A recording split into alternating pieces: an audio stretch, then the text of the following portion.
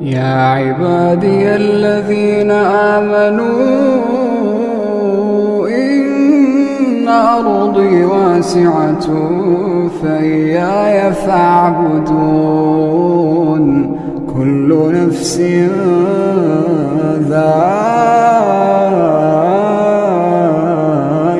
الموت كل نفس ذائقة الموت ثم إلينا ترجعون والذين آمنوا وعملوا الصالحات لنبوئنهم من الجنة غرفا تجري من تحتها الأنهار خالدين فيها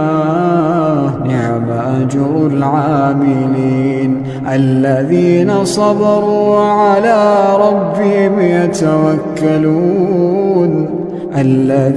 صبروا وعلى ربهم يتوكلون وكأين من دابة لا تحمل رزقها الله يرزقها وإياكم